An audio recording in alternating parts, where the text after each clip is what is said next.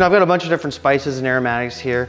You know, you can kind of mix these things and blend them by taste. We have a recipe for you as well for my favorite, but this is like a barbecue pork spice or chicharrone spice.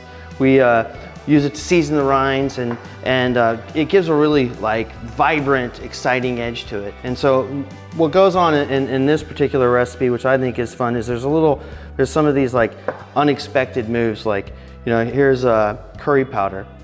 Very floral. I think that it really helps with pork, and it just adds a bit of like, you know, a sort of specialty flavor to it. We've got paprika. You know, there's a ton of different paprikas. But you know, I like the Spanish smoked paprika, and you can get a sweeter one too, so it's not so spicy. But again, it has a smokiness. You know, the rinds themselves, when these are made, they're slow smoked, and so they do have a smoky pork edge to it. So it lends itself to that barbecue sort of theme. A little cumin seems to always have to be in one of my recipes.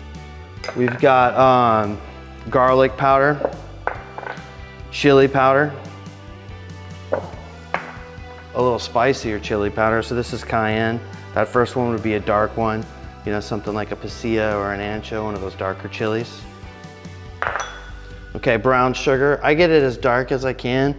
You know, a lot of times, you know, molasses is the agent that sort of makes the sugar really dark, or you'll get these kind of really hard, you know, Central American unprocessed sugars, which are really great. But again, you guys can't smell this, but it's already starting to really come together. Put some salt in here, and then we'll just blend her up.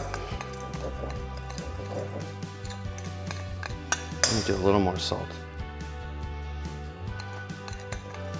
Sometimes there's sugar clumps, and it's just as easy as sort of getting your hands in here and breaking all that like wet sugar up and letting it dry up with the spices. And super floral. Again, the curry is a nice touch. The different chilies are great.